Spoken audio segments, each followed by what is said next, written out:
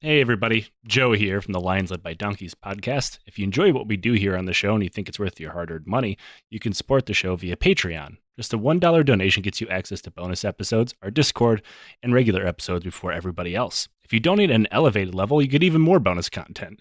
A digital copy of my book, The Hooligans of Kandahar, and a sticker from our Teespring store. Our show will always be ad-free and is totally supporter-driven. We use that money to pay our bills, buy research materials that make this show possible, and support charities like the Kurdish Red Crescent, the Flint Water Fund, and the Halo Trust. Consider joining the Legion of the Old Crow today. And now back to the show.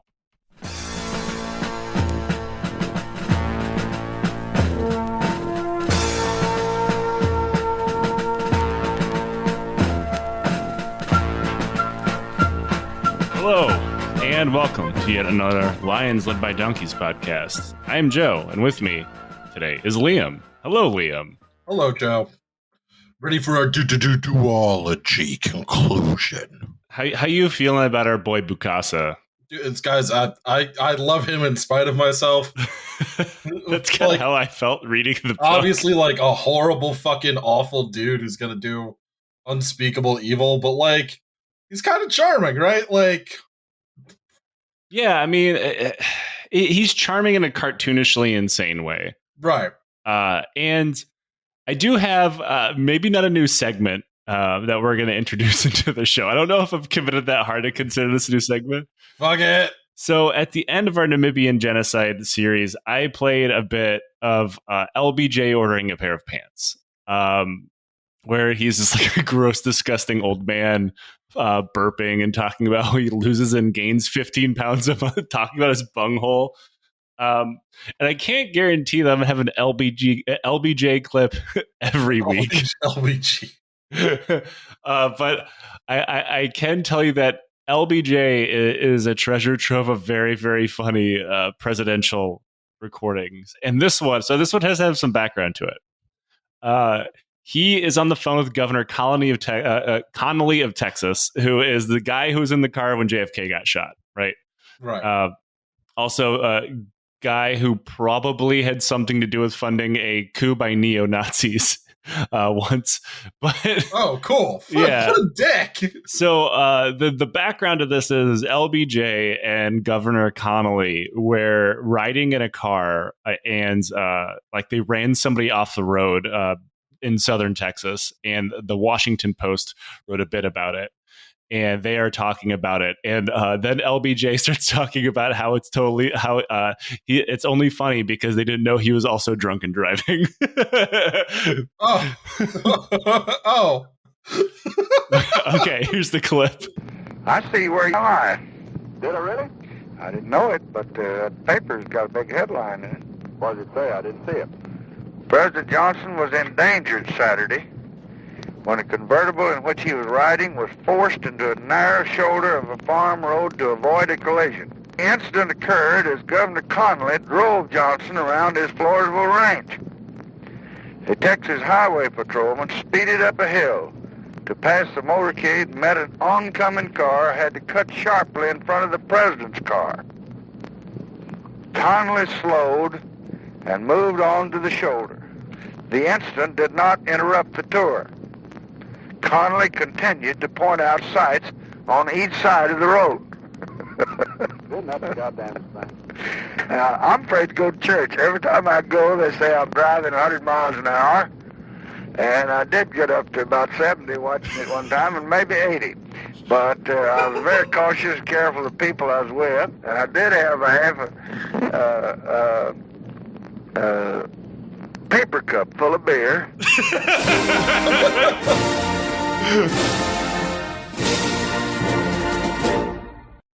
I did have a paper cup full of beer. Like you said, an SEC tailgate, just like, yeah, you know, just what's the big fucking deal? Just ripping ass down the road, running people off the road at 80 miles an hour and drinking and driving. America's greatest president, ladies and gentlemen. And I do have to say, like, I've been to Floresville. A paper cup full of beer is like what's left of an 8-pack that you've already finished and you're driving home. Like that's the kind of place Floresville is. Build more trades is my response to that. So yeah, the president was drunk and running people off the road. All your dreams, kids. All your fucking dreams. I don't know what we're calling this new segment. But if you have anything funny like that you'd like to send me, please, you can email it to the show or send it to me in my DMs. It's great. But we left you last week talking about Jean Bedel Bokassa, the now president for life and marshal of the Republic of Central Afrique, or the Central African Republic. Now, he at the end of the last episode, France was kind of pulling the purse strings when it came to him and his bad habit of building palaces for all of his friends, despite the fact people were starving to death. So he had to look elsewhere. His wandering eye led him directly into the sights of Muammar Gaddafi. Yeah. Dictator, brother, colonel of the revolution, or whatever other dumbass title he was giving himself at this point, of Libya. The Arab Jamahiriya of Libya, I think it was called at the time. Gaddafi had a tendency to throw money at absolutely anybody who fancied themselves a revolutionary in any sense of the word, to include one time a Chicago street game called the El Rukins. Oh, okay. Yeah, he sold he attempted to sell anti-aircraft missiles to a street gang. Good for him. Yo, dream big. Ride never stops, Joe. Now, he went through a lot of different phases. Now, if you are a subscriber to the show, you've probably listened to me go more in depth in this during our episode on the Toyota War. I'm not going to go super far into it. If you'd like to know more about Gaddafi's very confusing politics, go listen to that. Also, that's a plug. I want your money. Yes, give Joe, and by extension, me, your money. Now, Gaddafi went through a lot of phases. All of them strange. This included pan-Arabism, pan-Islamism, and also pan-Africanism at various points of his life. Now, he didn't actually believe in any of these things. What he really was a pan-Gaddafiist. He didn't really care in a United States of Africa, I think is what he called it once upon a time. Like, he didn't believe in a caliphate. He just wanted himself to be in charge of a rather large chunk of land. Which we can understand. Yeah, I mean, that he's only different from other people we've talked about in this show because of how weird he was. And his weird obsession with Condoleezza Rice. He had like a crush on her. He had a scrapbook full of pictures of Condoleezza Rice. Man. Hey. Now, Bokassa caught him smack dab in the middle of his pan-Islamist phase. So Bokassa traveled to Libya in 1976 for the celebration of the anniversary of the coup that brought Gaddafi to power, and the two became fast friends. Now, this is probably because Gaddafi had oil money and threw around like crazy. Upon his return to Bangui, Bokassa decided that his government would now be modeled after Libya's. And by that, I mean... the recipe for success! Yes. To be fair, Gaddafi would end up being in charge way longer than Bokassa was. That's true. Also, Bokassa would never get his ass kicked by a whole bunch of Chaldeans and pickup trucks. Now, Bokassa was never one for political theory. He didn't care about capitalism, socialism, or really anything else. So he wasn't going to like actually read the book that Gaddafi made. A talk, I think, is the Green Book. Green Book, yeah. Yeah.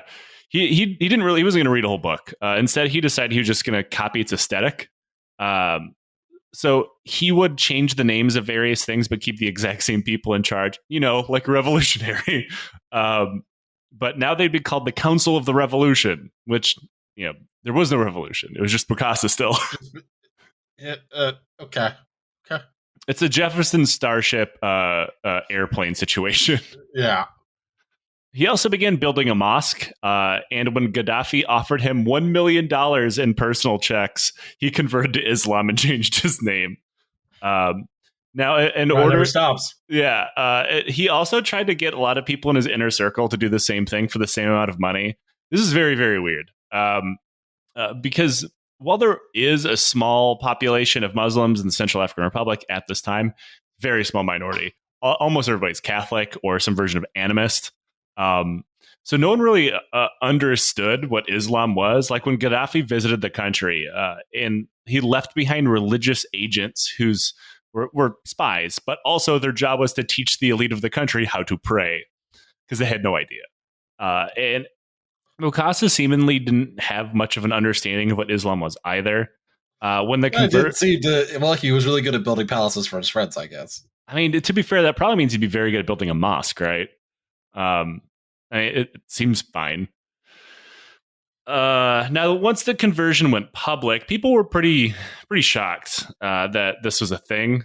Like Islam would be like the fourth largest religion in the country at this point. Though his real goal in doing this is pretty obvious. Gaddafi wanted to invest in the country and also get his hand in that fucking uranium that France also wanted to get their hands on. Right. And Bokassa just wanted money. He didn't care. He's like, you want uranium? You want Muslims? Fine, whatever. Just give me money. Yeah. I'll be the best goddamn Muslim you've ever seen. One palace, please. While I'm married to like 17 people and drinking a fifth of whiskey a day. For him. Yeah. Crime never stops. Now, what's interesting here is the French also supported Gaddafi, kind of, during this point. They would also support Chad, but, things changed rapidly in the region due to, the Toyota War specifically. Big bloodshed. Yeah. The main reason it seems that Bokassa wanted to do this isn't that Bokassa actually wanted to become allies with Gaddafi. He didn't care about Gaddafi, but he knew how the French felt about him. So, he's like, well, look, I'm cozying up to Gaddafi. You're going to up my allowance, right? Because, you don't want this to happen. And that's exactly what happened. And then he just kind of stopped being Muslim. He just pretended, he didn't do any a large ceremony of him becoming Catholic again. He just stopped doing it one day, and everybody's like, "Oh, I guess the president's over that phase." Yeah. It's not a phase, Mom. So I really am. Yeah.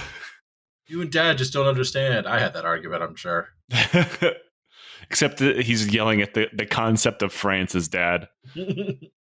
Now, this is when he started cooking up another idea. See, a couple years ago, when he was visiting Ethiopia under then the leadership of Emperor Sassale, he was amazed at the reception he had received. He went into the palace and saw everybody fawning over the emperor. He was in awe. But then, the emperor is deposed, ending his reign in the last empire in Africa. So, after that, it was well, there's no more emperor. And Bokassa was always obsessed with outdoing everybody in grandeur, rank, and titles. It's actually something that his own cousin thought, David Dacko, before he overthrew him. Pretty much everybody knew that he was quite literally like a Napoleonic stereotype, where Napoleon said people will do dumb things if you give them simple baubles. Mm-hmm. But that was his whole personality. So he figured since there were no emperors or empires in Africa anymore, he should create one. After all, none of these bastards around me have empires, right? Sure. All right. I mean, that is a weird flex, especially as a non-military power. Normally an empire means that you are going to take things over by military and force. Stuff. Yeah. Or at the very least, there's a tradition of imperial power, right? But there was no tradition of that in Central African Republic. So he was going to create one, but he wasn't going to create a specific African traditional king, of which there were some. Instead, he wanted to recreate the Napoleonic Empire and just drop it in Central Africa. He brought this little idea up to Giscard, who I'm sure had the same attitude of telling your drunk friend that no, that guy doesn't actually want to fight you. What the fuck are you talking about, dude? Crowning an emperor in a country that is so bankrupt they stopped keeping books. You want to be emperor now. Can you imagine being his handler, just what you fucking want? What you did? Yeah. What? Just Giscard has all sorts of problems of his own, obviously. Chris Brown's agent, I feel like. Oh God, yeah, or working for Blizzard. Oh, topical. Yeah, it's topical, even though this episode doesn't come out for a couple weeks. I don't know why bother. Oh, buddy. Now, nobody thought this is a good idea with the exception of Bokassa himself. Here's probably my favorite part of this whole thing. Now, Bokassa's in France at the time. He's in Paris hanging out with Giscard because they're close personal friends, because they're both kind of bad people and they love excess. They both drink too much. They fuck too much. They eat too much. They make good friends. And it's not like either of them have to pay for it, right? They live Or on, to have a buddy, I suppose. yeah, both of them live on French taxpayer money. So in order to convince him, Bokassa, who was wearing his fake field marshal uniform that he had made for himself based on Ney, just kind of stood around next to pictures of Napoleon that were around Giscard's house and like tried to like copy his pose. Oh. To like, see, I look like him. Look, me too, Mom. Don't I look so much like Dad? No, son, no. Surprisingly, this did not convince the French president that this guy should be emperor of Central Africa. Now, he didn't seem that concerned with convincing him. Giscard was willing to overlook pretty much everything. So he kind of knew, Bokassa knew that, if I just make myself emperor, he'll eventually just accept it. He'll just roll with it, sure. Yeah, at this point, he hasn't stopped me from doing anything. Why the fuck would he stop me now? Now, he was actually more worried about becoming emperor looking legitimate to his country. Wow. Which is absurd to me because, my man, you've already made yourself president for life. Legitimacy is that ship has sailed a long time ago, even though you're landlocked, right? So he decided, even though he is president for life and rules by decree, he simply cannot name himself emperor. That's ridiculous. So he ordered the one political party in the country, which he was in charge of, to declare the establishment of the Central African Empire, meaning, of course, they would have to declare him emperor of that empire, right? Sure. Which is pointless, right? Why go whatever? I kind of like that. I like the pointless posturizing. Be like, no, the party did it. Yeah, I simply the will of the people that I'm emperor. Yeah. I just happen to be the benefactor of everything the government does. Now, the prime minister on paper was technically in charge of the party, but had no political power themselves, thought this idea was completely insane and that would make them a laughing stock of the entire world. Gives a shit, roll it. I mean, spoiler alert, she nailed that one, but she was fired, immediately fired for that, and was replaced by someone who didn't think any of those things for fear of their job in life. The real reason for this drive is still quite questionable. Nobody knows why Bokassa did this except we can just assume self-aggrandizement. He knew, as well as everybody else, that Central Africa was broke because his full-time job wasn't running the country. His full-time job was running around begging people to give him money. Right. But he was more worried about losing power than anything else. And like Napoleon had, when Napoleon was first consul, he thought that it would be very, very hard to kill or depose an emperor. So what is a first consul? Well, now you're emperor. That's a much loftier title. That's kind of what Bokassa seemed. He was simply a lowly president for life, marshal of the republic. Clearly, so nobody could coup an emperor, Well... despite the fact that the emperor of Ethiopia was deposed, and that's where he got his idea.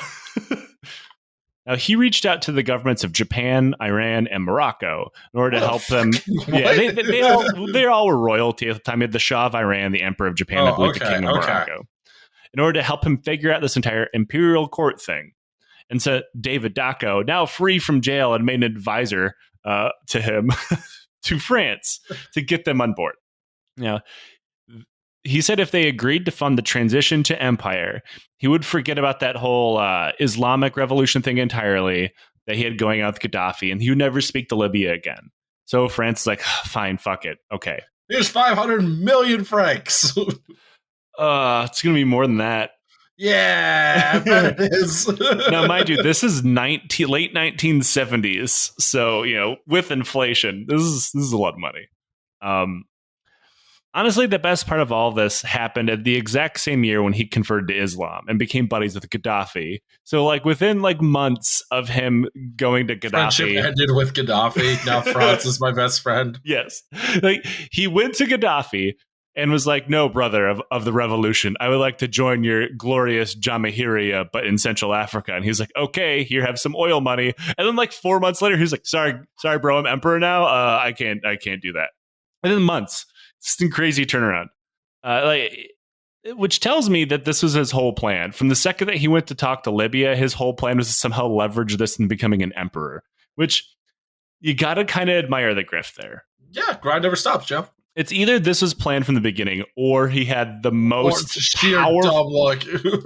that, or he had like the most powerful ruling version of ADD that you've ever seen. Like, because you see like throughout time you see weird, crazy, and off the wall dictators, emperors, whatever they want to call themselves. You generally don't see them ping pong around quite this hard. Which leads me to believe that Bokassa isn't much of a plans guy. He's more of just like he is not a plans guy. Yeah, he wakes up in the morning and he's like, I'm gonna be emperor today. Now, the party came together it came together in 1976 to declare the creation of the Central African Empire and Bokassa I as its emperor. Bokassa the only. It turned out. Oh, that's not gone well. Well, if you look at a map today, or if you pay attention to any of France's current military interventions, there's not a Central African Empire anymore. No. So he got what he wanted, but that still wasn't enough. It would be very easy for him to be like, yeah, I'm emperor now. I can just continue like wearing a suit to work as your president for life, and nothing fundamentally changes here. But that was not what Bokassa wanted. Not at fucking all. He didn't want the title. I think what he was actually after was the coronation. And that's what he demanded, because it would make Central Africa and him the center of the world's attention for just that one day, which is what he wanted, right? He believed that this would bring prestige to the country, possibly investments for him to steal, things like that.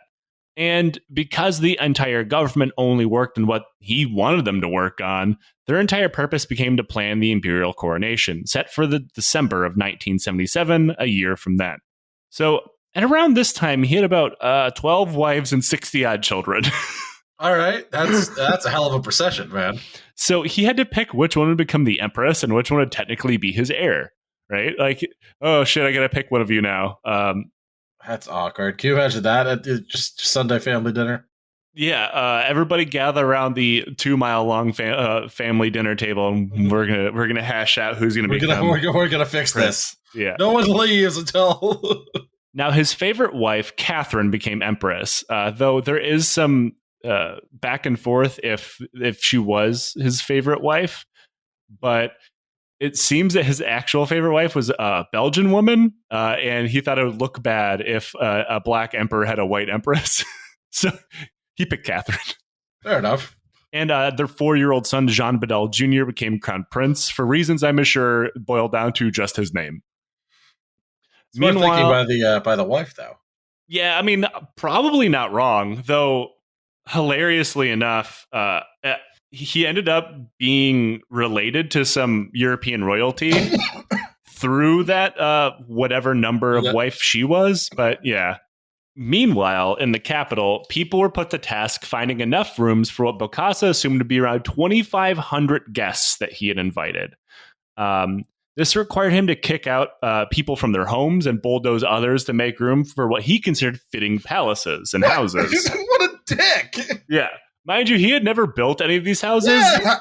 Like, these are all things that people had slapped together themselves, right? I mean, it was like he was hosting the Olympics. He's like, no, get rid of that whole subdivision. We got to put something there that we're never going to use again. Statue of me. Yeah, that rotates to face the sun like the president of Turkmenistan.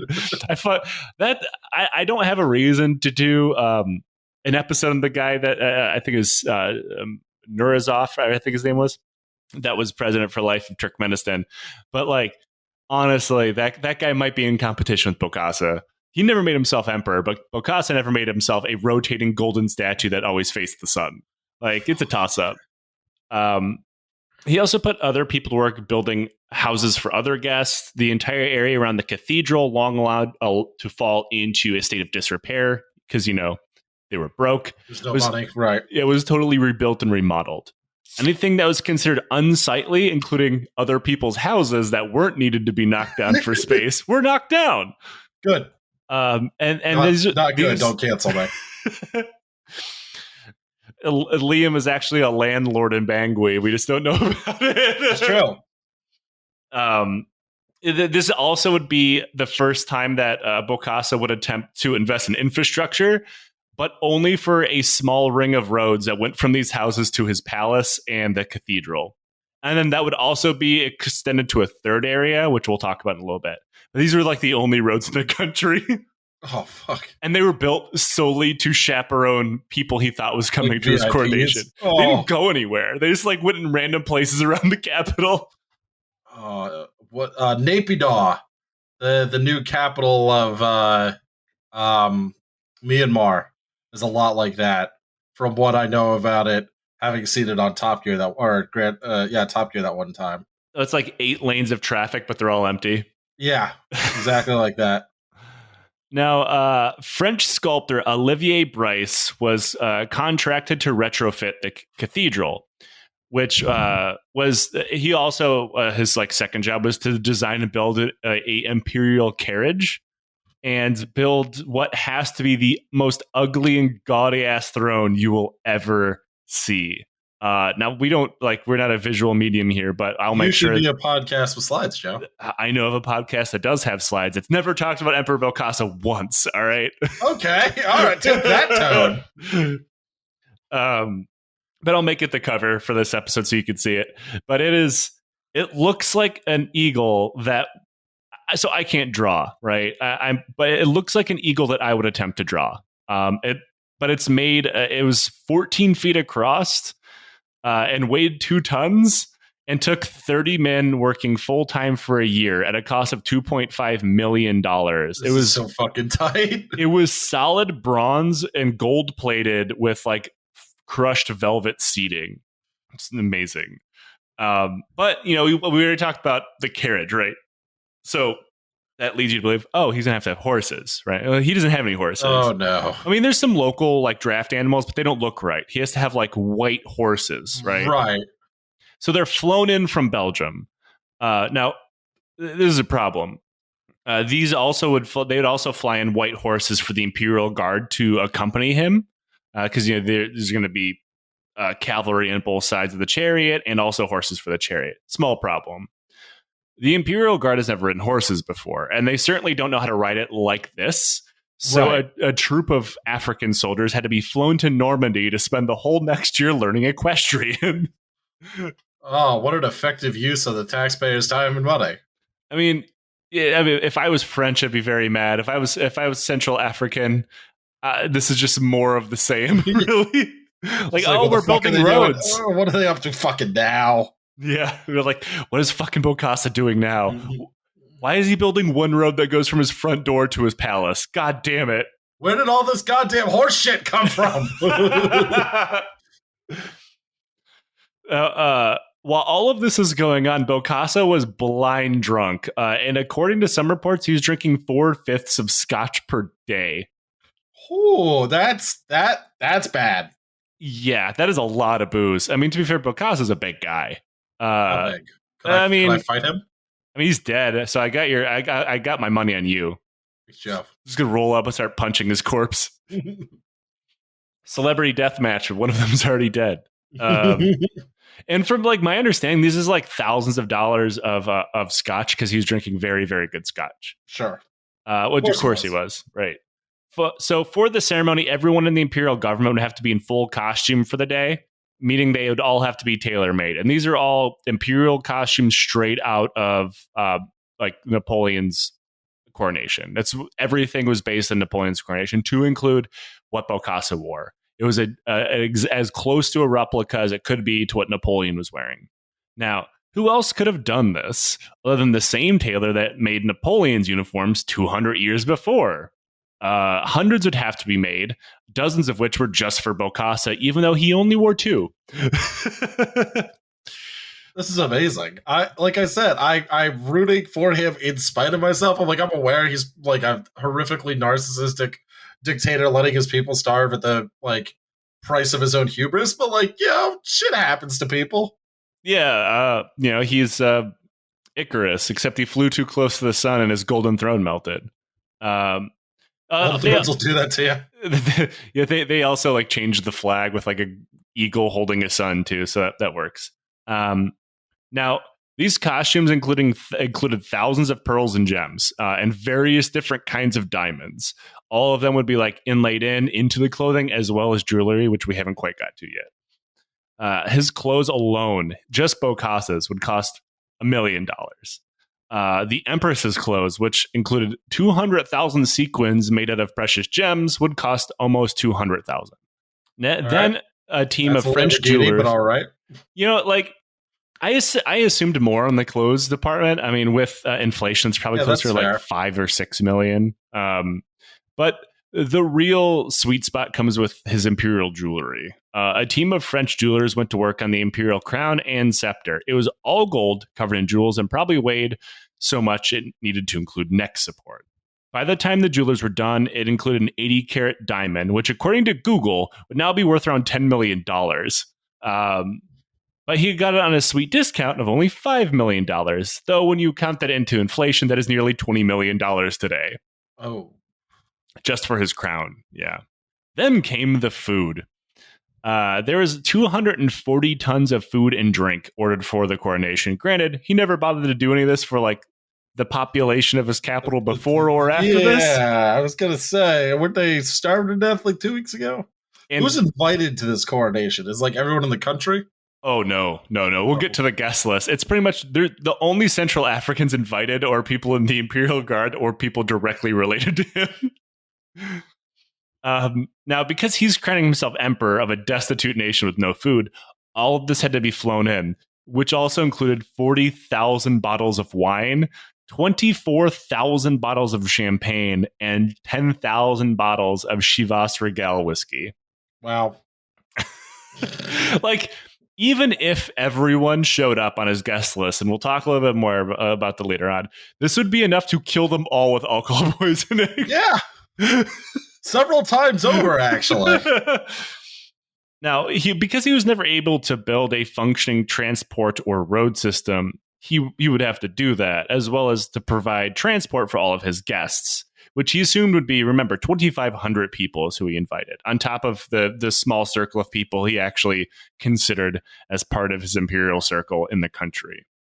So he bought every single person out, becoming a brand new Mercedes-Benz. Nice. Now, the sticker price for those was not given in the book, but it's a brand new luxury car. Right. It wasn't like the busted ass Mercedes that you can get from the 80s or from like the late 70s or 80s from a used car dealership. My favorite kind. Yeah, it's the only kind I've ever driven. But remember, Central African Republic, landlocked, right? How the fuck do you get a car there? You can't just fly. You can't just fly a car from. I think he bumped directly from Germany to the Central African Republic. Did you hire some guys to drive it? Basically, do the Dakar by themselves? That would be rad, but no. Something even dumber, because that would actually probably be cheaper. They were sent to Cameroon via ship and then flown to Bangui for the cost of $5,000 per car just for transport. There's 2,500 cars. Oh. Okay. He bought more cars right then than there may have been in the entire country at that point. Nobody's entirely sure, but like the book Dark Ages says, like there's a very good chance that is the case, since most people outside the capital, very agrarian existence, living hand to mouth. Their transportation is their Chevrolets, right? They don't have cars. The Chevrolets. Is that what you said? That is what I said. You can use that. It's fine. I think I stole that from it was like a shitty old dad joke. I don't remember. Now, how is he going to pay for all of this? I've already pointed out that the French is covering a lot of it, but not all of it, right? Even they have their limits when it comes to crowning imaginary emperors. That meant Bokassa had to wring out wealth from his already desperately poor people to help him pay for his emperor cosplay for the day, right? Sure. So he reached out to the private sector. Generally, the only private sector that really existed in Central Africa at the time was those who traded coffee, diamonds, and cotton. So, and these businesses have already been ringed pretty bare already. Like, whenever he needed money before he went to the French, he would just go demand like pretty much tribute. Like, they already have to pay taxes, but he would just show up and he's like, "Give me all your money." It was like unarmed robbery. So he went to those guys. He's like, you need to fucking empty your pockets. Now, the threat was, obviously, he could do Bokassa stuff and beat them to death with his cane of justice. But he, more than that, he said that they just would not get their business licenses renewed next year if they didn't. So you will either give me everything that your company is worth, or you will not be able to do business next year in this country. Now, a lot of people gave up everything because they're fearful of Bokassa, but the Diamond Company actually pulled one over on him that was pretty good. Mostly because the Diamond Company was already fucking broke. They didn't have anything left to give. But they did have some stones in the back, which Bokassa was also willing to take, because of course he was. They're diamonds. Right. And when he asked for a large diamond to be used in the ceremony, they knew if they gave him anything of worth, which they didn't have a diamond the size that he wanted anyway, but if they gave him the biggest diamond he had, or they had, they would simply not have any materials to keep their business afloat should Bokassa fuck off and let them do business. Right. But the manager knew that Bokassa didn't know anything about diamonds. Like, this guy's just like, yeah, it's a big old rock, thanks. Sure. So he took a large industrial diamond, like the cheap ones that nobody wants. They break them down into tools, polish, and stuff like that. Yeah. Well, he didn't break it down. Instead, he ordered it to be polished up and carved into the shape of Africa. And when he presented it to Bokassa, he told him it was worth $500,000. In reality, it was worth less than 100. Oh. But it worked. During coronation, he wore it on his hand. And whenever journalists asked him about it, he would tell them, oh, yeah, it's worth $1 million. In reality, it's like shitty drill diamonds. Now, it was about now, after all the money had been spent, that Bokassa decided he didn't want to get crowned in the cathedral. Okay, dude. Remember, they've been working this shit for months at this point. Right. You see, he thought so many people around the world were going to show up to watch him get crowned emperor. There would simply not be enough room in this cathedral, right? Because of course not. So he moved it to a local basketball court, which had been built by the Yugoslav government. I'm just picturing like a Queens ass like rec center basketball court. We're gonna go get married at that at the Y. Yeah, it was built by the Yugoslav government from back when he wanted to play communist for like a week. And so at this point, he and to be fair, like if you look at the pictures and video of this, which there is video of this, you won't be able to tell it's a basketball court. They did a really good job covering everything up with big, majestic banners and shit. That is a Yugoslav basketball court. If I ever get crowned emperor of the United States, I am going to go get crowned at the Y, or like the local community center. Yeah. Just be like, all right, figure this capacity, live it out. Shoot the fire marshal if you have to. I don't care. Go get my cane of justice. It's just a wrench.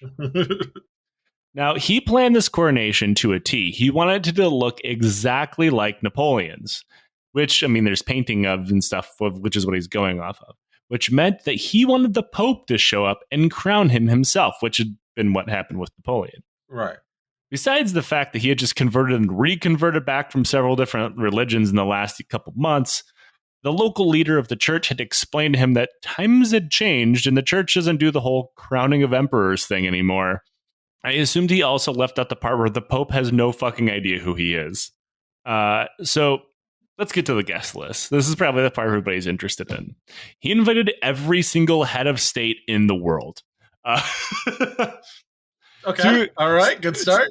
This included several like state level governors of like individual states of the United States. He invited all 50 governors and the president. Would you go? I would have gone. Fuck it. Like, how often do I get to go to a coronation by Napoleon's risen ghost or whatever? He also included every single king and almost every single bit of nobility and emperor still left alive, which included, I think the only emperor alive at this point is Hirohito. Every single one of them turned him down. Oh, that's just rude. The only aristocrat who showed up was a minor prince of Liechtenstein named Prince Emmanuel, and he only attended because he was very distantly related to one of Bokassa's wives. Ah. That's it. Every other, even African head of state stayed away. This included Idi Amin and Mobutu Sese Seko. They were like, nope, too much. If when Idi Amin has said you've gone too far, you need to reevaluate your life. Yeah. And of course, Well, Gaddafi wasn't going to show up because he'd already fucking pissed him off more than And he once. got his feelings hurt. Yeah. Yeah, we're not friends anymore. Don't call. Poor Muammar. Muammar just sitting in Tripoli, like, feel like shit. Just want him back. So most of these places that did show up. So not every country sent a representative, but the ones that did, they were very minor people that they sent. Like even the French president Giscard, who made this whole thing possible, did not attend. Dick move. Most honestly. people didn't even send like a vice president, or like it was some random ministerial post like, oh, we sent the minister of fucking transportation or commerce or whatever. Right. France sent the minister of cooperation, which had a good point, admittedly. When people asked him why he was going and giving Bokassa legitimacy, he said it was incredibly racist that nobody asked the same thing about going to the Queen of England's Jubilee, which you've accidentally come on to a good point here that royalty is bad. Yes. Congrats, I guess. Yeah. By defending your own investments in Bokassa, I was going to say Central Afrique, but they didn't give Central Afrique any fucking money. They give it to Bokassa. By defending your supporting of Bokassa, you did a very good job explaining why royalty is bad and they should all go. Which is why one of my favorite things is like one of Napoleon's marshals, who then go on to become king of Sweden via marriage, had a tattoo that said "Death to Kings" on it. Oh, okay. All right. I think it was right in the middle of his chest. So like whenever after he was made, king of Sweden, he's like, I can't take off my shirt. Don't ask why. But anyway, Bokassa invited 2,500 people and 600 showed up. None of those people were people he actually invited. Those were all like secondary and tertiary people that the people he invited actually sent. Of those, 100 were journalists, assuming they were like us and have a morbid curiosity about this kind of thing. And before then, mind you, there's a huge part of the book about how Bokassa's security apparatus just grossly abused journalists, and they would actually charge journalists $400 a day to come to Central Afrique and report. So nobody ever went there. Right. But for this point, they waived the hundreds of dollars a day so they could come and talk about his coronation.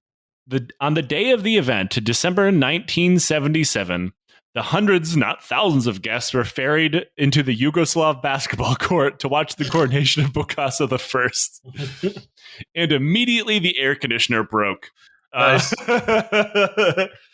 Soldiers, bands, and guests all dressed in traditional imperial French clothing as temperatures rose to the level that you assumed that they would get in the middle of the day in Central Africa. Soldiers dressed to the nines in Napoleonic uniforms, mostly made out of wool, began to pass out. Yeah, fair enough. I would too. Yeah.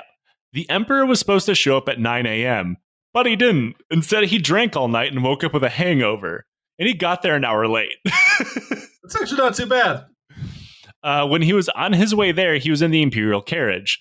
Now, the guy who designed the imperial carriage, the same guy who designed the throne, didn't account for the fact that this is going to be happening in this middle of Africa where December is not cold. And it was not equipped with an air conditioner, which meant as soon as he, his son, and his wife packed into the unair conditioned carriage with no opening windows, they began to suffer from heat stroke.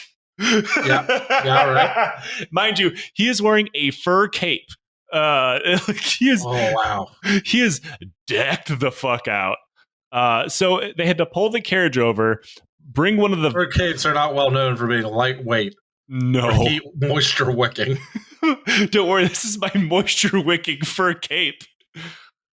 So they had to pull the carriage over, bring a car up to them, bring them close enough, but not so close that the people at the basketball court could see them, and then switch because the car had an air conditioner. And they'd switch back into the carriage as it pulled into the basketball court. After the imperial family finally showed up, the entire coronation lasted an hour. Now, the total cost for this was $22 million, but it was actually quite worse than that. Adjusted for inflation, this is closer to $100 million. And it cost the entire French aid package for the month of December, as well as on top of an unknown amount of money Bokassa had stripped from the country for his own purposes. And here's the crazy part. No one can actually figure out how much everything costs. The reason for this is because when the French asked to look at the country's finances prior to giving them aid, they discovered that nobody was keeping track of the national budget, meaning nobody had any idea what the actual Central African Republic's GDP was, because it wasn't calculated. Cool. Okay. I like that. Just lie to the World Bank. What do you care? Bokassa was just spending it like it was his personal bank account. And the only person that was trying to balance that sheet at the end of the day was, remember, Bonza, who got shot over it. Right. So some estimates say the coronation cost a quarter of the national GDP. But the French Minister of Cooperation later said there's a good chance that it actually cost the entire GDP. And certainly more money, like liquid cash, than the country had on hand. Meaning that for one whole hour, he spent an entire nation's gross domestic product on making himself emperor. Don't let your dreams be dreams, Joe. I mean, just incredible stuff. Yeah. Ego, man. I don't know if there's a case like this from history that could be possibly worse than this. Like, I cannot think of one. If there is, I need to find it. I've never heard of anybody sinking the entire GDP in an hour. Now, if Bokassa was hoping his coronation would bring peace, stability, and legitimacy to his rule, like he always talked about, he was fantastically wrong. Every bit of press that came out about his coronation was mercilessly roasting him, with every African outlet being embarrassed not only for themselves, but for the entire continent. One newspaper in Zambia pointed out that Bokassa had specifically helped the cause of apartheid Rhodesia in South Africa by making the entire race look bad. Now, I do need to explain that a bit for people unfamiliar with that concept. Rhodesia in South Africa generally existed by saying that, yes, we think black people should be in charge, they're just not ready yet, right? Like, that was one of the excuses that they used. Mm. And after this happened, they'd be like, see, look what happens when Africans are in charge. They do this. So, Zambia is like, look what you fucking did, Bokassa. Right. You made the apartheid assholes look like they were right. So, yeah, it was. I've never seen anything quite like that before. That's merciless. Yeah. Becoming an empire also didn't help his ability to govern or make his country make any more sense. First, he moved out of the capital, 80 miles away, and established his own imperial cabinet, separate from the prime minister's cabinet. Both had powers to pass laws, which would and could be conflicting. On top of that, Bokassa could still rule by decree if he felt like it. It quickly became apparent where the real power was, and it was still on Bokassa, while his prime minister's job was to run around Europe and continue to ask for money so he could spend on stupid shit. Right. At this point, Bokassa had pissed off all of Europe, who are rapidly closing the door on him. One of the straws that broke the camel's back, it seems, is when the European Economic Community gave him 60 million francs for a railroad project, which he then spent on his own house. Did it at least have a model train? I don't think so. Oh, lame. I know, right? I swear, Bokassa is the only place on Earth that, or Bokassa is the only person on Earth to be so hilariously corrupt that he said that he would become a communist if someone built him a train, and even the communists were like, no. We know where this is going. Fuck off. Now, the job of getting Bokassa funding so he could continue running his little fiefdom here was so stressful that the prime minister eventually keeled over from a heart attack within a year of taking the job. France still kept Bokassa afloat, however, and he funneled that money into a presidential guard, which then switched into an imperial guard, armed and trained by an Israeli general. Cool. Now, that might sound impressive, but it was actually a general fired due to fucking up during the Yom Kippur War, but he's still a general. Still counts. Meanwhile, the Imperial Army ceased to function, having no guns or ammo due to Bokassa's fear of it could be used for an uprising or a coup against him, and he paid his guard massive salaries to retain their loyalty. Meanwhile, Prince George, one of Bokassa's sons, I believe is his oldest son, and had been forced into exile in France, hardly survived. He didn't have a work visa because they weren't considered French citizens, and his dad didn't send him any money, and he was forced to rely on handouts from other expats. Oh, George said that his emperor dad would fail miserably, and the repression would only get worse, going so far as saying his dad wouldn't last more than 3 years on the throne, which would end up becoming prophetic. Yeah. Now, if you were to pick all of the various stressors here that eventually lead to the downfall of Bokassa, whether it be France being sick of his shit, or the Imperial Guard, or the actual prime minister, or Chad, or Libya, any of these places, what do you think would actually bring him down? let me get a curveball and say one of his wives. Ooh, that'd be good. But would you have guessed literal school children? What? Yep. No, not college students, mind you, but middle and high school kids joined by elementary school kids. So this requires a bit of explanation. For the vast majority of people in the empire at this time, school simply did not exist. Bokassa didn't trust school, thinking it was going to impart harmful ideas onto kids. You know, like maybe food is good and the emperor has too many palaces. But he did open a few schools, mostly for the elite of the country, people who worked in the civil service, the guard, or maybe the army at certain ranks. You can put your kids in those schools. He only did this because before they would send their kids abroad, mostly to France, to go to school where they'd pick up harmful ideas from French schools, like maybe the head of state shouldn't beat people to death with a stick when he's bored. Food is good. Yeah. So he believes he kept all those people in-house, he could control them and their education. But he couldn't. Throughout the early 1970s, these schools went on strike due to terrible conditions. Literal elementary school strikes. These were not led by teachers. These were students.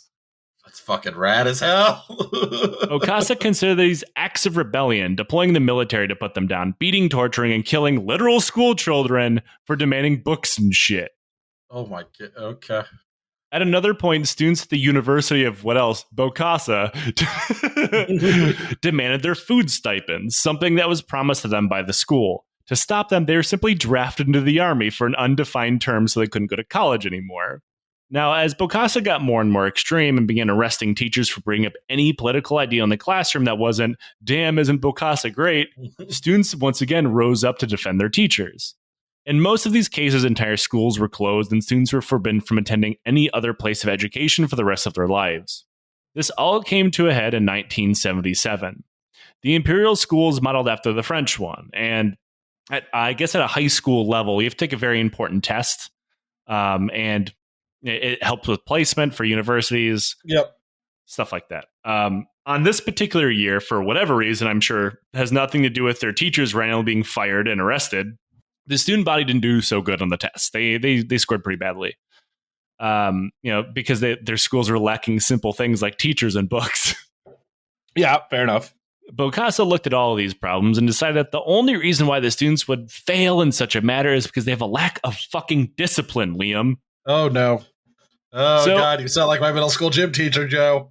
So he got on a plane and took a trip to China, where he got an idea after seeing a whole bunch of Chinese kids march around and step together. And other than being really creeped out by that, he decided that all these kids are dressed the same. We should use school uniforms.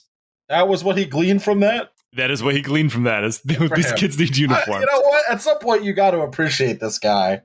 Now, these uniforms, which include a pin with his face on it, like something out of North Korea, could only be manufactured by a single company and sold in a very specific storefront. Of course, that manufacturer was owned by him, and the retail store was owned by his wife, Empress Catherine. Oh, so that's convenient. Yeah. Nobody without the uniforms would be allowed to attend school. And while this was happening, the empire reached a critical mass of hyperinflation and being so broke that not even French money could bail them out anymore. The government simply stopped paying its civil service employees, which, remember, were really the only employees not in the presidential guard that had children that would be buying these uniforms. He never stopped paying the president or the imperial guard.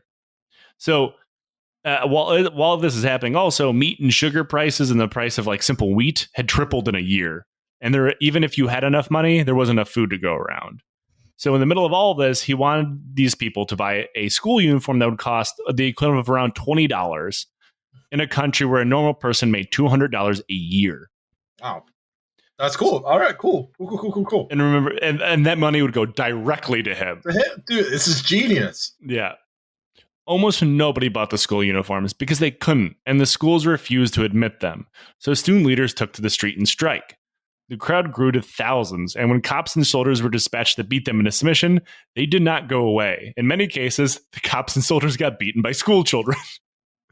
So soon college students joined the protests. Now, looking at the date, the Shah of Iran had recently been deposed, and the students were chanting, quote, after the Shah, Bokassa, and looted stores owned by his family. Ooh. Oh, that's tasty. Like that went from like we just want to go to school, like, you know what, fuck this guy, we're sick of this. I guess. Oh, okay, it's rebellion. We're rebelling now. These kids that were between the ages of 8 and 18 were joined by pissed off workers and union officials who began to form barricades out of cars in an armed wildcat strike, chasing off cops who were sent to disperse them. Yeah, dude. All right. Labor is entitled to all it creates. No, end the story here. This is There's always a time. At one point, soldiers, untrained and given live ammo for the very first time, panicked and ran from the students. And these, remember, some of them are 8 years old, nearly captured their commanding general.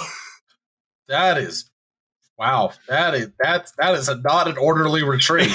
Like, fucking soldiers armed with AKs being chased off by like Tommy Pickles from the Rugrats. A baby's got to do what a baby's got to do as you're like executing a general. Eventually, Bokassa declared martial law and sent in the Imperial Guard. Armed with Israeli training and Soviet weapons, including tanks, they slaughtered hundreds in the street. The survivors were thrown in prison where the Emperor himself beat several of them to death with his justice stick while chugging whiskey that cost more per bottle than anybody in the room made in their lifetimes. There are also several accounts of him eating his victims' brains after smashing open their skulls. Big move. Yeah. This finally ended up being the straw that broke the camel's back in the international community. Everybody finally turned against him, to include France. It turned out that sometimes eating school children turns you into an international pariah. Oh no! I mean, I think that's what finally got Idi Amin as well. Can you imagine? Can you believe this guy as you're like halfway through some poor 8-year-old's brain? Sir, you have gone too far. Slaughter and like dooming your nation to destitution by crowning yourself emperor is one thing, but eating people is another. I mean, yes, also, but like, come on now, it shouldn't have taken all this. Yeah, no, it's fine. They got there eventually. Now, Points for that, right? It's like voting Democrat. Yeah, you really got to both sides this cannibalism thing. Like, how are we going to get the swing voters if we don't eat school children? Now, Rand Paul can eat 6 school children a day. I mean, to be fair, he probably does. That's how he. Look at that man. He eats babies. That dude eats babies. Don't edit that out, Nate. You keep that in there. That's not libel. Allegedly, he eats children. Babies. Yes. Now, France is going to cut off aid completely, but in order for yeah, there's a but there. Everybody was waiting for the end of an investigation being carried out into the incident by Rwanda that would almost certainly find him guilty. When good old David Dacko called up the French embassy and said he had an idea. I want to be president again. Okay. But France knew the Imperial Guard was loyal. Like, he had bought their loyalty. And most people didn't like David Dacko. He couldn't just walk in and take power. They'd have to flex their own military might onto the empire. But that was considered too much. It would be hugely expensive, and they were worried that, like, if Bokassa was there, the Guard would stand strong. They had decent training and weapons, and they could inflict casualties on the French. That would look bad. Probably not prepared to lose anyone to this thing. Yeah, it doesn't really seem up there. Also, there is a election coming up, and Giscard knew that, you know, if a couple dozen Frenchmen got owned by the Imperial Guard, it'd look bad, and he'd probably lose. So he decided his plan would have to wait for Bokassa to leave the country, figuring that the Imperial Guard would be much less likely to fight if their charge was gone, you know? Sure. But that didn't take long. Bokassa left the country quite often. And with French money gone, he had no choice but to run back to where else? Libya. Yeah. Now, Muammar, honey. He called Gaddafi back up and then flew off to Libya to meet with him. The next day, the French began Operation Barracuda. Ooh. Yeah, I really should have cut like a Barracuda clip there, but I did not. Around 150 French paratroopers loaded into a plane and landed at the Bangui airport, where they calmly got off and took it over from the shocked guards without firing a single shot at them. Fair enough. Around 150 more French landed and fanned out over the capital. The Imperial Army threw their weapons down very confused and decided they didn't want to fight the French. Mostly Also because, fair enough. again, remember, they barely had ammo or guns. They didn't even have training. At this point, David Dacko was so terrified that he refused to leave. He was still packed away, I believe, just across the border in southern Chad. And he's like, no, I don't want to go until you capture Bokassa. I don't want to go. So the French kind of had to get on the fucking plane, David. We are too far for you to fuck this up for us right now. Now, the feared Imperial Guard stood at their post for a few hours, facing off with French paratroopers. And then finally, out of nowhere, they ran off back to their villages, leaving their uniforms and weapons scattered behind them. The Central African Republic turned empire had fallen without a single shot being fired. Oh, well, that'll help his election chances at least. When Bokassa heard about this a few hours later, he rushed in to talk to Gaddafi, only to find out that he had not even shown up in Benghazi where they were supposed to be meeting. He had ghosted You know him. who else didn't show up in Benghazi? Hillary Clinton. Charlie Daniels. Oh, Benghazi ain't going away. You know who else ain't going away? Bokassa. There's actually a pretty decent conspiracy theory here, is that the French called Gaddafi and was like, invite him to Libya. That makes sense. And Gaddafi was like, okay. Right. Because he probably wanted to be rid of the guy too. Yeah, at this point, he was pretty sick of him too. And there's no evidence of that, but it seems likely. That would make a ton of. Why else would he fucking ghost him? Right. Yeah, it's opined in the book that's a very real possibility. I would absolutely buy into that. I bet on that. Yeah. Now, Bokassa kind of moved temporarily into his own plane that was at the airport in Libya because he was officially nationless. Right. He discovered he did not qualify for French citizenship under the law, and returning to Bangui would have been suicide. In fact, he would eventually be tried in absentia and sentenced to death. So, he's like, whoop, can't go there. Womp womp. Now, one French historian who I will note has honestly the best one-liner in the entire podcast, to include either one of us, said it was only right to give him to the English and let them banish him to St. Helena. I hope somebody appreciated the irony of that. Yeah, this is the sense of humor historians have, and I am here for it. Clearly, we need to... Honestly, he probably would have been excited about that, right? Yeah, I get to go where Dad went. Now, there was... he had an aide with him that stayed remotely loyal for some time, and he was making calls and trying to figure out where exactly he could go. Who would take our stray poor baby Bokassa, right? Right. Gaddafi absolutely refused to take him, noting that he was already taking care of Idi Amin. Is that how he said it too? Yeah, he pointed out these I'm already taking care of this deposed dictator. Someone else has to take this one. And Zaire refused as well, which is funny because, again, Mobutu Sese Seko going no, I don't want nothing to do with that guy. I just love the idea of Gaddafi being no, you take him. No. Who wants to take his rights for the weekend? Now, these were Bokassa's two fallback countries. He first wanted to go to France, and France is you're not a citizen. Eventually, he settled for the Ivory Coast, who took them in, putting him up in a free house in the suburbs. Now, eventually, France did cave and allow him to move to France and receive a pension for his military service, which was not that much money, mind you. Right. Remember, his pension would have been dog shit. A couple hundred francs a month, maybe.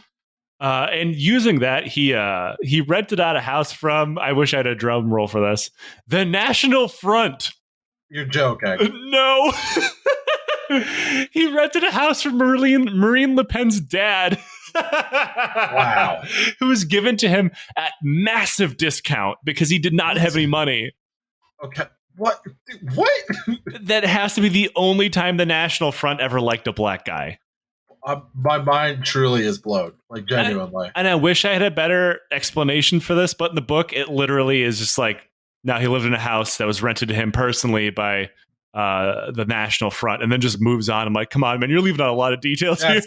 No, I need a fucking rundown of that. It was a newspaper ad? Like, do we know?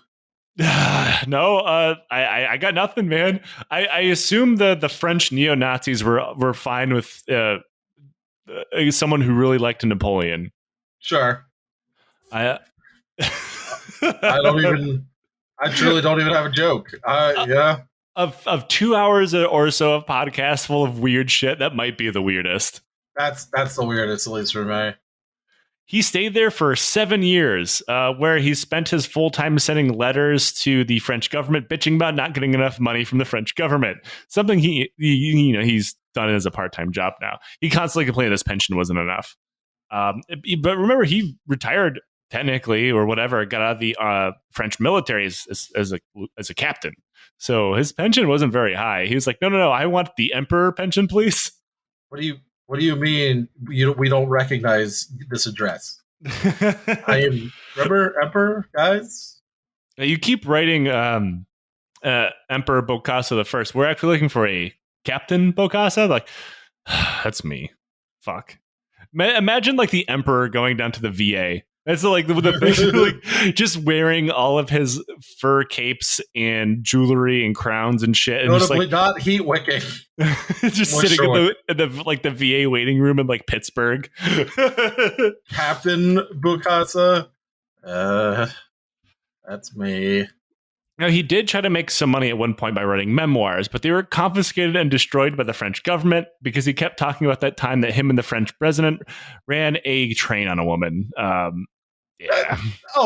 That's what they fought the French Revolution over, so they couldn't say that in a book?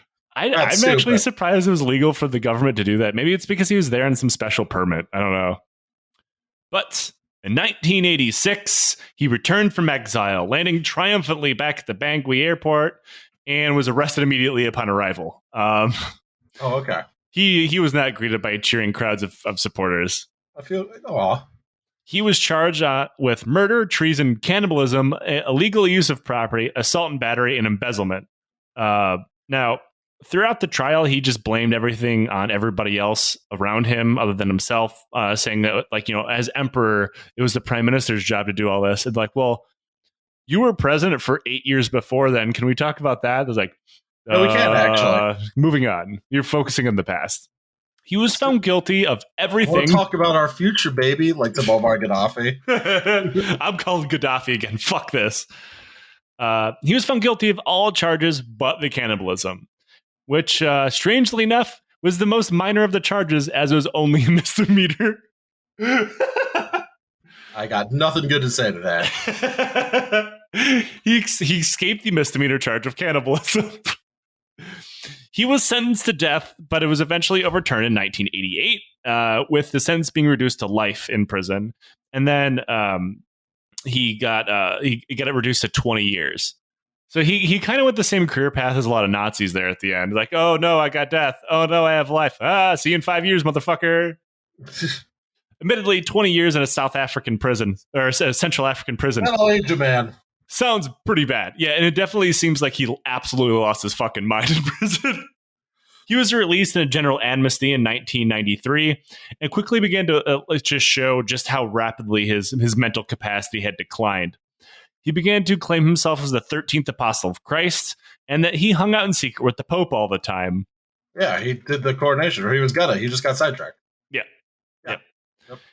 3 years later, he finally keeled over and died of a heart attack at the age of 75. Wow, he made it longer than I would have thought. Yeah. Now, unfortunately, time is nothing if not a fucking bastard. We need to fast forward to 2010 for our last bit, and a guy named Francois Bozais. So, funny story about Francois. He was the president at this point, and he had also was a general in Bokassa's Imperial Guard. Now, if you remember back when I said that Bokassa once just promoted a guy to general from private because he slapped a French guy, yeah, that's him. Oh, yeah, he is a he is a Bokassa loyalist to this day. So he also is the guy who commanded the slaughter of school children as a general in Bokassa's Imperial Guard. Okay. He was president. Oh, good. Great. He also seized power in a different coup, and then lost power in a different coup. Things aren't going great in Central Africa. So I imagine they rarely do. To be yeah, quite honest with you. currently torn apart by a civil war. Now, anyway, Francois issued a decree rehabilitating Bokassa and calling him, quote, a son of the nation, recognized all by a great builder. Yep.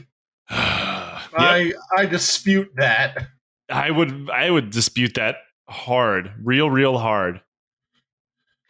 Son of the nation. That's right, he's son of the nation, man. So, Liam, we do a little thing on the show called Questions from the Legion. That's how it works, Joe. I am describing it for our listeners, you motherfucker. Fair. That's fair. Okay. Calm down. Nobody needs to get hurt. Put the gun down, Joe. So, if you would like to ask us a question from the Legion, donate to the show, and you too can slide into my DMs in what do you want to call it? Discord, Patreon, and ask us a question from the Legion. So this person asks, during your time in the military, did you ever get any scary / spoopy stories? Liam, I know you were not in the military, but because you are from Pennsylvania, I will count that. Go Birds. Go Birds. So do you have any haunted stories? All right, a little bit. So a little bit outside York, there's this town called Hellam, and there's an urban legend called like the Seven Gates of Hell, where if you pass through these like old gates, they're old factory gates, but if you pass through all seven, like, you know, on a full moon or something, like blah blah blah, basically like a Bloody Mary type of thing. Okay. But I was with some friends. I was like in high school, and like I don't believe in ghosts or anything. You know, this out of third, like their cops have gotten a lot more aggressive about like people trespassing down there. It's like it's not safe, whatever. But I was there. It was like 12:45 in the morning, and I remember there were like the sound of voices and this bright red light, if you had covered a flashlight sort of in that like cellophane, yeah, bright red light, and then the voices stopped, but the light didn't, and like we flipped the car in reverse, and when we like got back up to the main road, there was still like a very bright red light, and like clearly people had like followed us, but like didn't say anything to us, didn't say like, hey, get the fuck out, like we're just like following us very closely. And man, that I did not like that. Yeah, I have a fucking similar story. Cannot remember where the town is in Michigan. I want to say Clarkston, Warren, something like that. Not Detroit. And because I'm going a little off the question, I don't have any spoopy stories from the military, so I have to go to my civilian life as well. There is a place called Crooks Road. I remember what the road is called, and it was that designated road that every teenage group is like, no, man, it's totally haunted. You have to go there at night. And normally we would just get really high or drunk. And I think I was like, I want to say between the ages of 13 and 15, being real classy, being high and drunk. Boy. And then you'd have a friend that would drive. So they'd be the least high or drunk amongst you. Yes. No, I too was a teenager in a small town.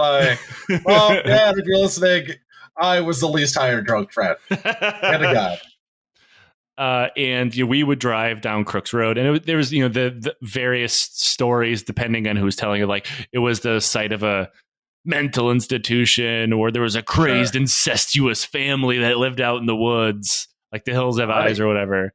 And I mean, what is probably true is there probably was some people that lived out in the woods and didn't want people fucking messing with them. Yeah. Or it was older people who knew that we would be out there and were also fucking with us. But one time on our drive back, we did get chased by a pickup truck out of the woods, because it was a dirt road. It's like a hard packed dirt road, and it was very, very skinny, so it's kind of a bitch to turn around on. Right. And we would drive down it, be drunk and high or whatever, and then turn around, drive back. And as we were driving back, and like this is a dead end road or it goes to nowhere. Someone in the area is probably saying, "Fucking this all up." I don't remember. Again, I was high and drunk. But like a truck tore out of the darkness and like chased us out of there, and the fucking a poor bastard that was driving our car got us out of there as fast as that shitty old like Caprice Classic would take us. And I never went back. I'm not someone that like, I'm not religious. I don't believe in ghosts or whatever, but that like just hit my brain the right way that I feel never want to fuck with that again. I feel you. Absolutely. There was a place in Kentucky when I was stationed there, stationed at Fort Knox. There was a sanitarium, I believe, that was well known for being creepy. They did a whole bunch of like specials and documentaries and stuff on it. And I wanted to go and fuck with it. But the one, like, I got scared away, not from like ghosts, but because like, no, you'll get arrested and get a trespassing ticket. Oh, okay. So I never went there. And then they ended up bulldozing it. So, it's over. But that is our show. Liam, thank you for joining us. Plug your podcast. Well, there's your problem. It's a leftist engineering disasters podcast with slides. Go listen to it. Also, buy my book, The Prisoner's Dilemma. It's free on Kindle Unlimited. Almost. It's free on Kindle Unlimited, and if you don't have Kindle Unlimited, it is $1. So, like, also, there's paperback and stuff. It's just more expensive. And I know most people use ebooks these days. Buy his book.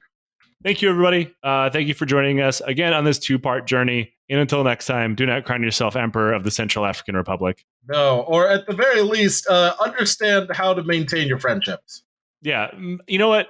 Friendship is a two-way street. Go reevaluate your friendships. You have Muammar Gaddafi. Yeah, because he may deliver you to the French.